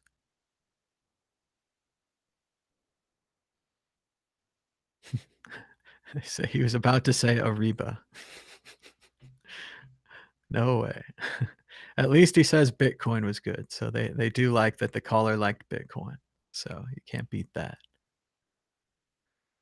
Let's see what else is going on. Naples launching their own currency. Dandelion being celebrated in Bitcoin Magazine. Good stuff. We could raise to the July highs above 8,500. Yep, Eminem does have a song with Bitcoin in it. It's called Not Alone, I think. And it's got Royce da 5'9", hero of Bitcoin, rapping about Bitcoin. He says, everybody used to roll nickels. Now everybody's buying Bitcoin, something like that. So it is a great big deal that we're making it into popular culture. And I think this was kind of one of my Bitcoin success items that we're waiting for, kind of Bitcoin in a popular movie, Bitcoin in a popular song, Bitcoin referred to as money by rappers. It was a pretty big deal because a lot of rappers rap about money and they rap about wealth and their power and everything. And for that to change and to shift, and certainly Bitcoin doesn't have any sponsorship money. We didn't bribe Royce to say this. If he had said, oh, now you're rolling Dash Coin, then we would be, oh, yeah, of course it was sponsored. But with Bitcoin, we could say this is probably actually true. He probably actually bought some Bitcoin, has friends that bought Bitcoin. Yeah, Mustafa says Bitcoin in a popular show, Mr. Robot, a few years ago. Not just mentioned casually or doing a joke like, oh, that's Bitcoin, but actually a part of the show in the way that people were trying to survive. Minor spoiler, after the economic collapse in the show, after the big computer problem they had, and that one of the ways they tried to survive was Bitcoin. And then the government or the main corporation, eCoin or eCorp, created their own digital currency, eCoin. And it was a pretty interesting dose of futurism as to, what would happen if the dollar had big problems or if the current economy had big problems and everyone started switching to Bitcoin. What if there was an easy to use corporate government coin that challenged Bitcoin? And this is certainly one of the possibilities for the future of our world, where Bitcoin is a backbone and Bitcoin is an underground currency.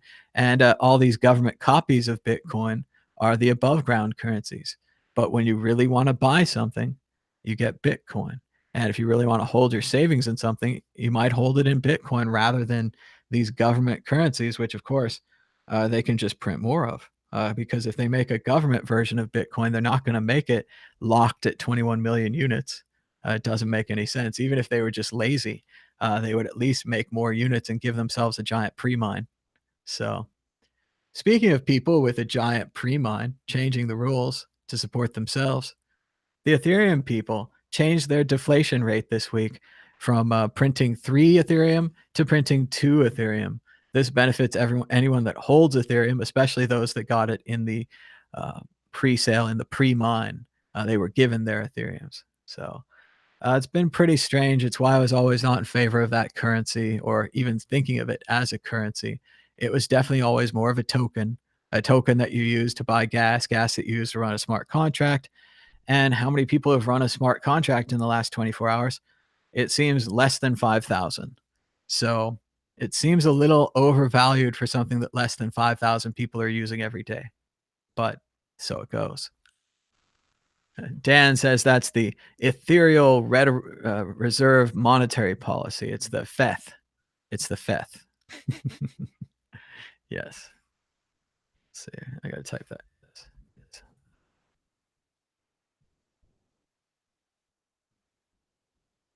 No more Fed.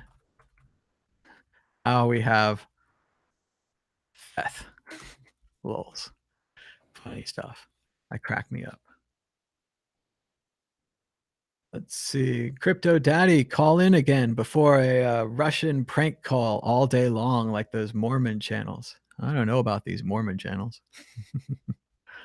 It is nice, though, that we have a reasonable conversation here. And even if we disagree, we can disagree and then just, state your opinion. I state your opinion, and we agree to disagree, and we move on. So I think that's a good thing.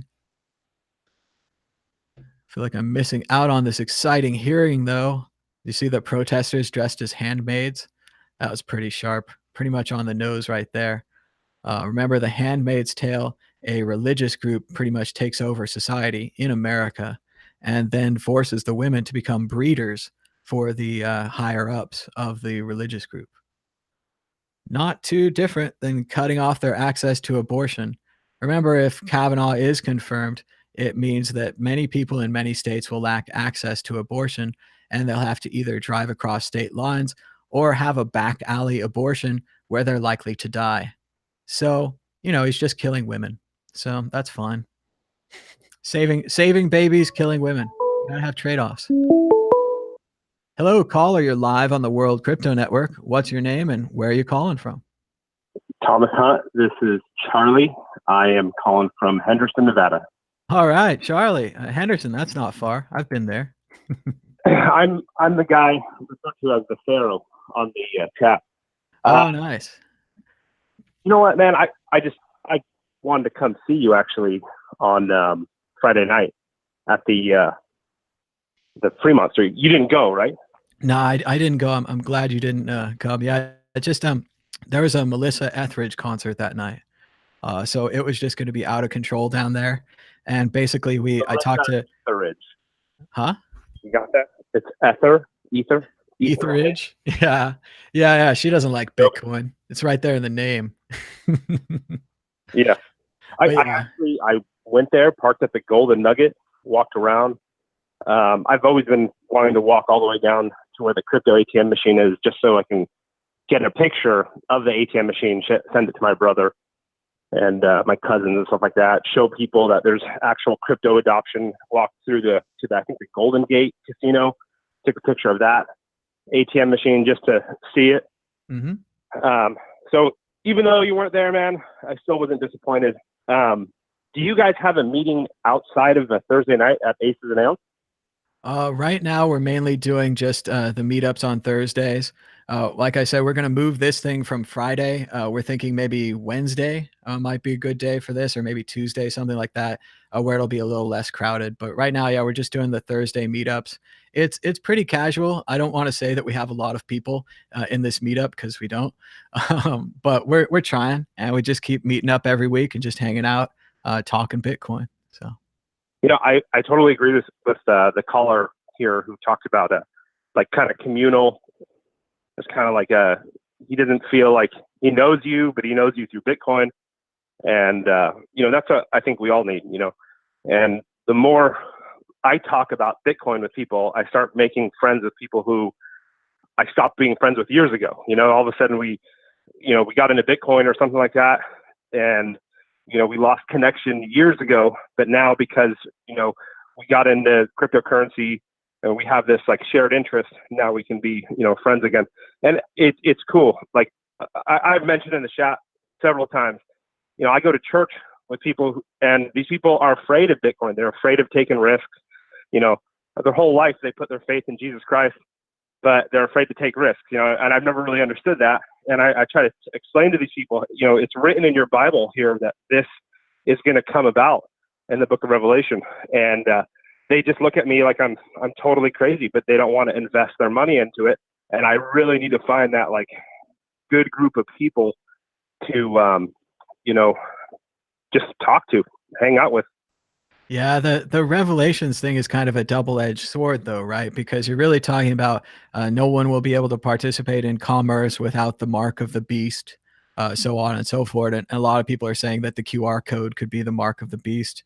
Previously, the mark of the beast was the barcode, which was actually interesting because in the barcode language, those little thin lines, each one represents a number. 666. And it's actually 666 as a testing method for the barcode. They're all shaped that way so that the scanner can figure them out.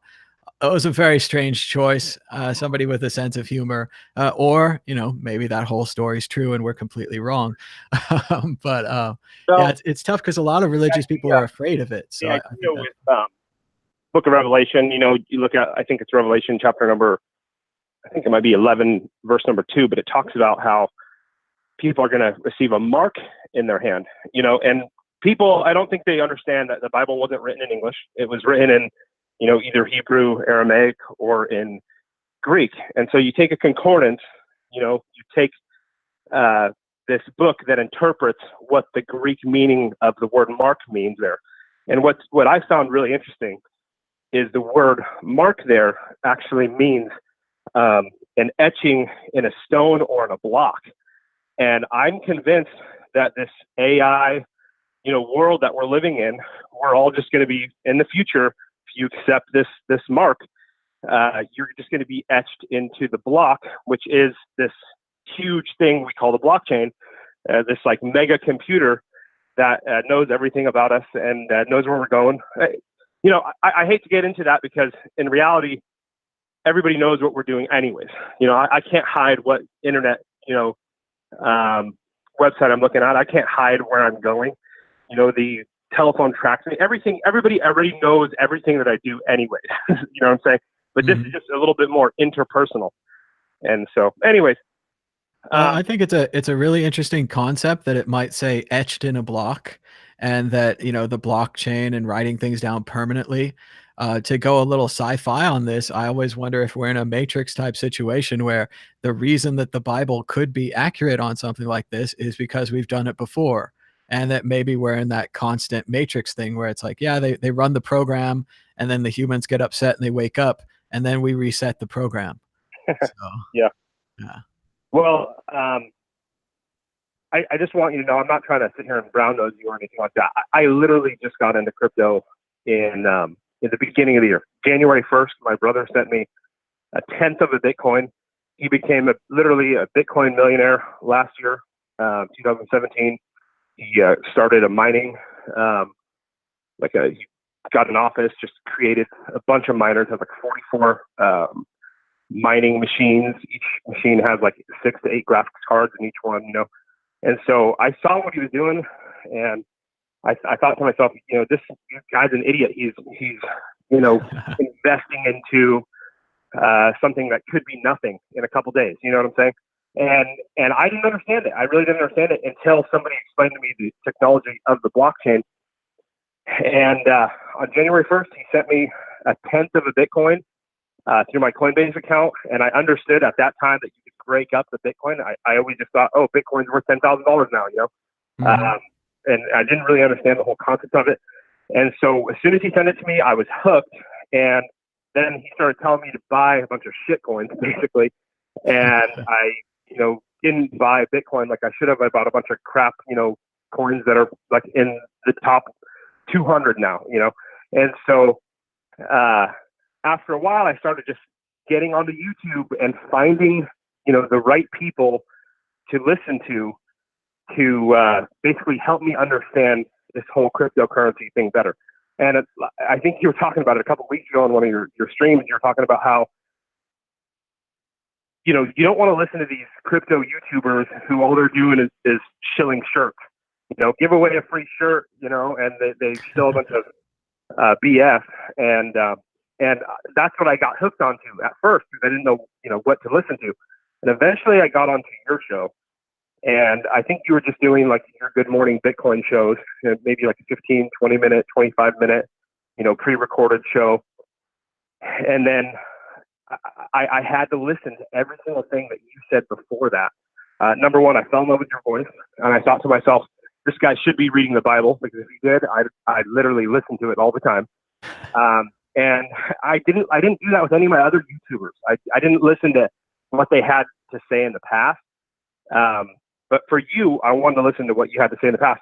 And then, now I'm listening to you, and you guys are talking about so many different subjects, and it's such a great community to be in. And I just want you to know, I'm not trying to brown nose you. I don't want to have a brown nose, but I love listening to you. I think it's great to hear what you have to say and what your community has to say. And I think you're doing a great job, building this community. And you've been in it for 5 years. And these other YouTubers, they've only been in it for 1 year, 6 months, 8 months, 9 months.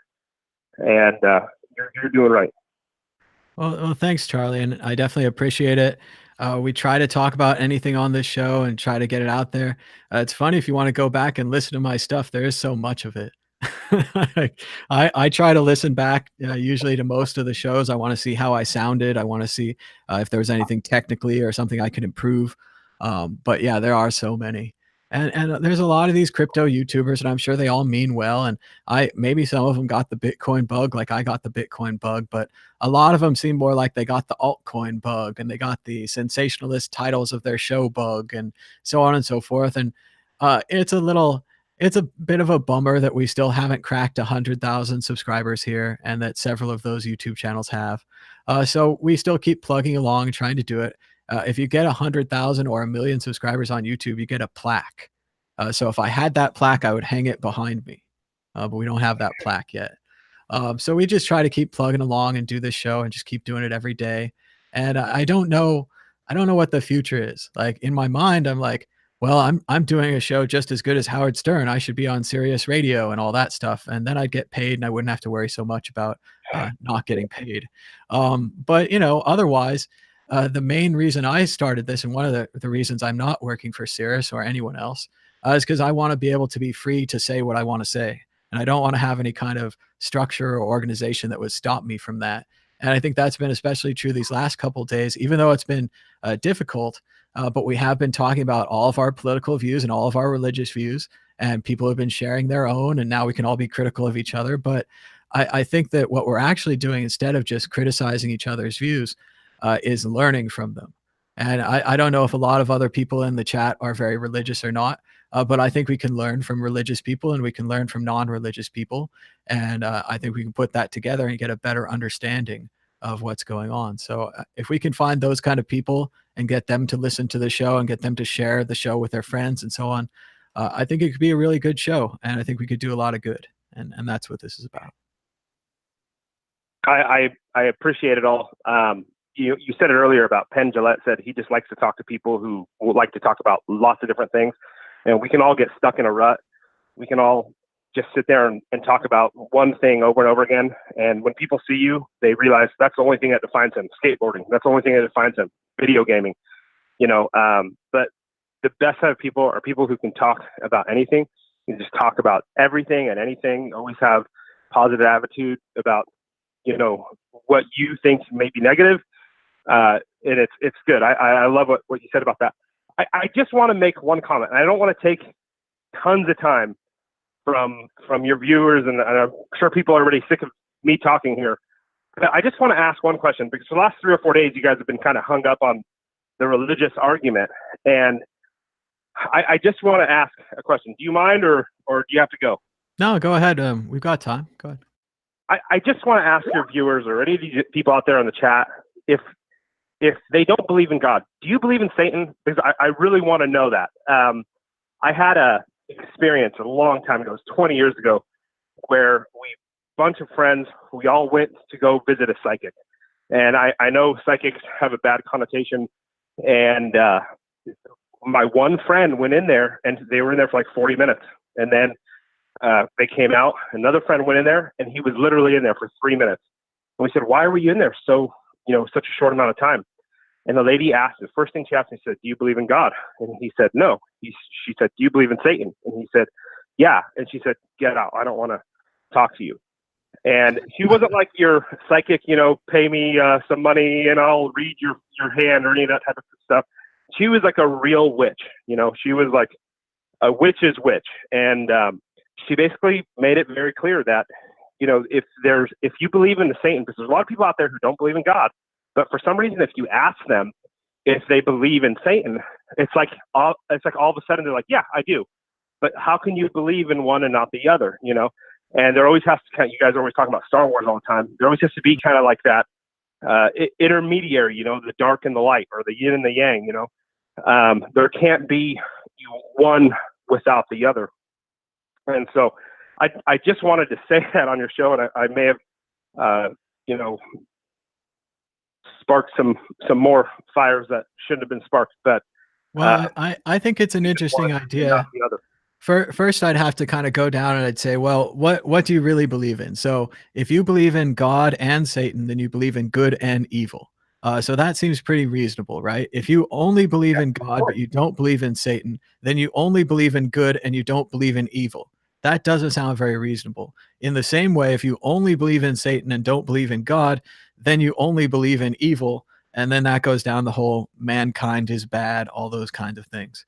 I believe, well, I mean, there is evil in the world, but I think usually, and sadly, it comes from people's upbringing. That people are abused as children, or they're abused as adults, or something goes wrong, or maybe their brain chemistry was bad the whole time, and maybe they've just always been bad. And I think that's what leads to, you know, say your serial killer or your, you know, school shooting guy or any of those people. So I find it's very hard to face that kind of evil and to say it's a lot simpler to say, well, that evil must be because of that, you know, mysterious man with a mustache, so on and so forth. When actually, like, in a way, we're kind of responsible. That, you know, and no one here, libertarians don't want to take responsibility for other people, but our society failed that person. Something got to them, some bad parent, some bad school, bad, you know, police officer, something got to them, and it set them on this bad track, and then they just go straight down there. Part of this I take from my reading of Sam Harris's book Free Will, which I think everybody should check out. It's philosophy, but it's not hard to read, and it's really short. And basically, Sam Harris, they did these scientific tests, and like, I want a glass of water right now, and I think that's my idea. But there's electrical impulses that start before I get the thought that I want the water. So where are those electrical impulses coming from? Do I even have free will? And Sam, you know, he's a philosopher. He goes full on with the argument. He basically says, all of our murderers, all of our criminals, if they don't have free will, if it's all environment, then we have to treat them differently. And that right now we punish people for their mistakes. And Sam would have more of an accepting attitude where he's like, yeah, you know, this child was tortured and this child was badly treated and he became a bad guy and now he's a bad guy. But we as a society have to try to have some kind of responsibility for the upbringing that led him to be a bad guy. The other option is, you know, Hitler from birth is a bad dude. He's blessed by the evil one, so on and so forth, which is a lot simpler and easier to believe. But I'm afraid the more complex answer is the true. So what do you think, Charlie? Pretty good answer?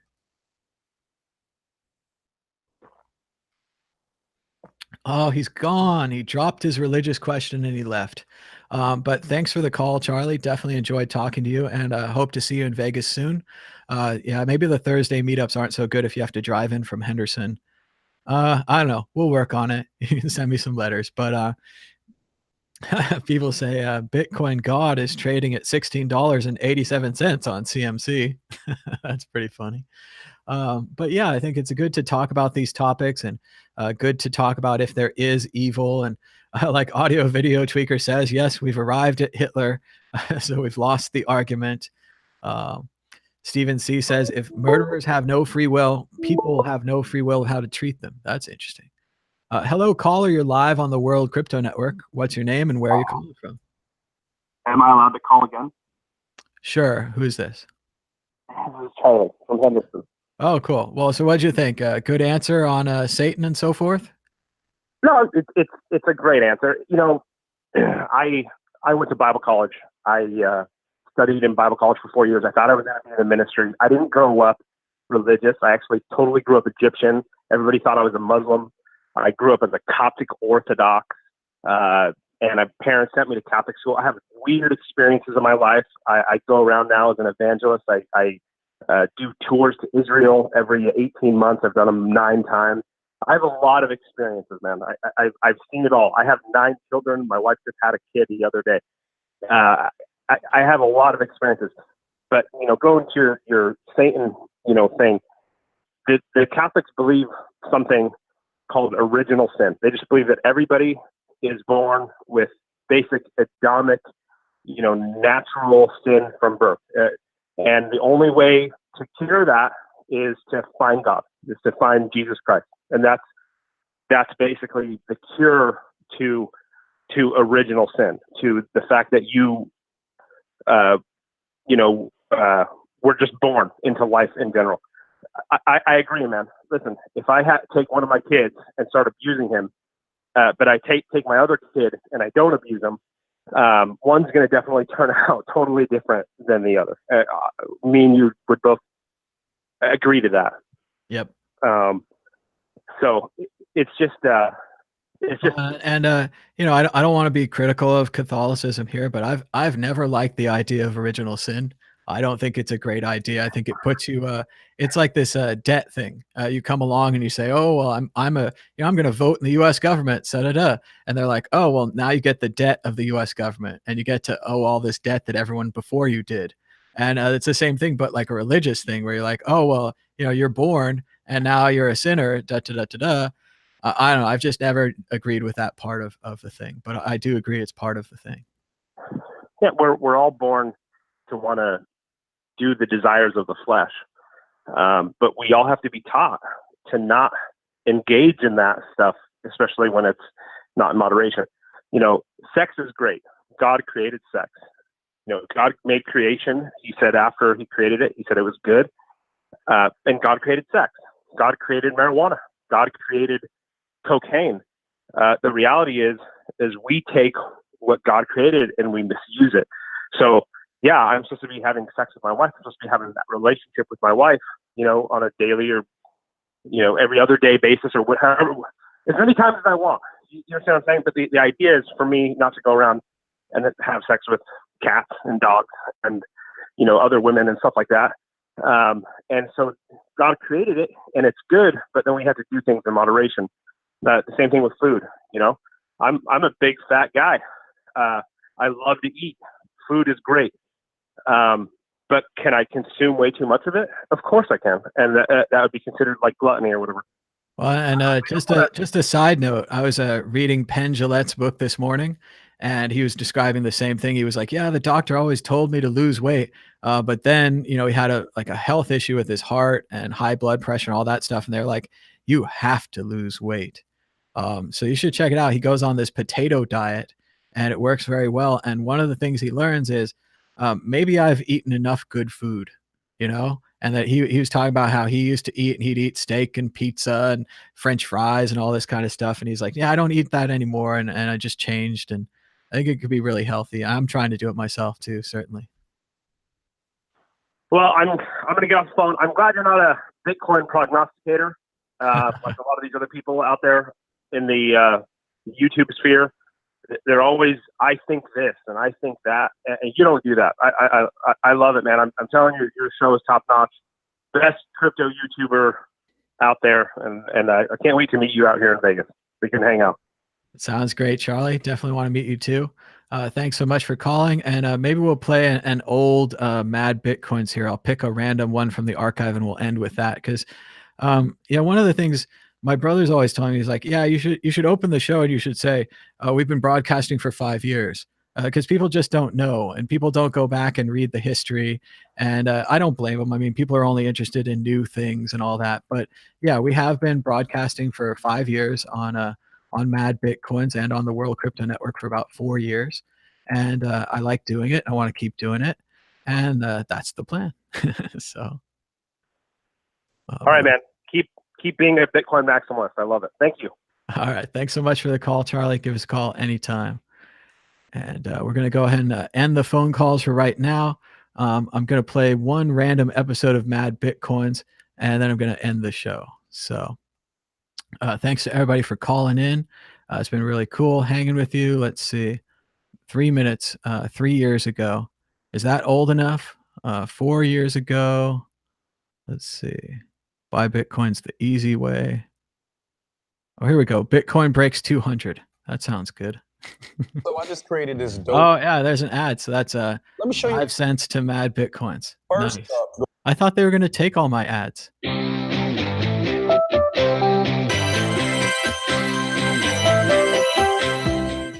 Good morning, Bitcoins. Today is Tuesday, October 22nd, 2013 at 6:07 p.m. in Zurich, Switzerland. Mad Bitcoins, twice as much for a nickel. Here are today's Mad Bits. Bitcoin prices continue to rise with a last of 183, a high of 183, and a low of 175.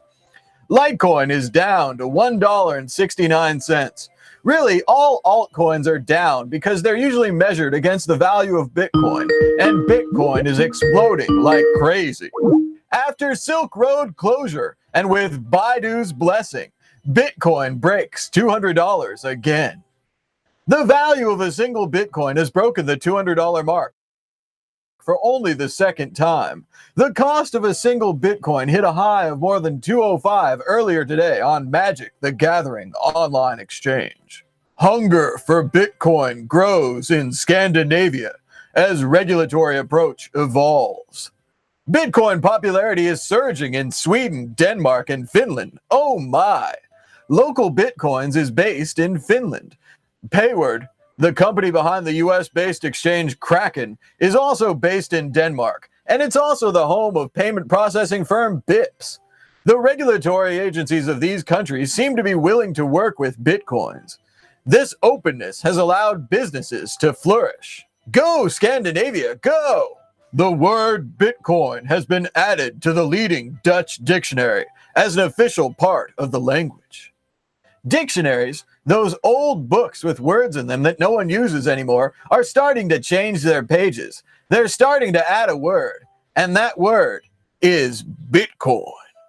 The Dutch language, much like the French, has a managed institute of language and grammar, a central language authority. So this is kind of a big deal. Note the lack of a capital B, as legal tender is never capitalized in Dutch. Until next time, this has been Mad Bitcoins. Mad Bitcoins. Mad Bitcoins. Today's episode is sponsored by Alpha Lion Technology. Oh, there's a rarity. We had some sponsorships in like the first week of the show. So that was Mad Bitcoins.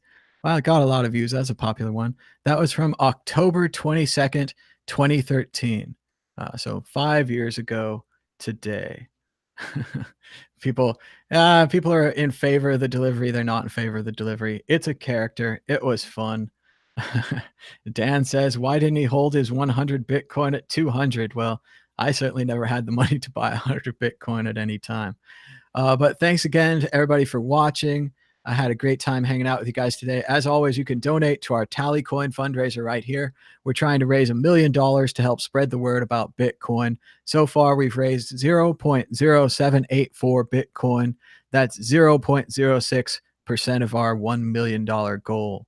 If you want to check out more Mad Bitcoins episodes, check out youtube.com/madbitcoins. We've also got old World Crypto Network episodes too. We have more than 4 years of archives here. We've got stuff with Vitalik Buterin, Andreas Antonopoulos, all the other famous Bitcoiners, so on and so forth. You can go check the archive. A lot of people got their start here. People like Tone Vase, Jimmy Song, The Vortex, Chris Ellis. The Block Digest people kind of split off from here too. So we've been in this a long time, and we're going to keep doing it. So check it all out on YouTube. Check out the audio podcasts. Be sure to give us a thumbs up and a share. And until next time, bye-bye.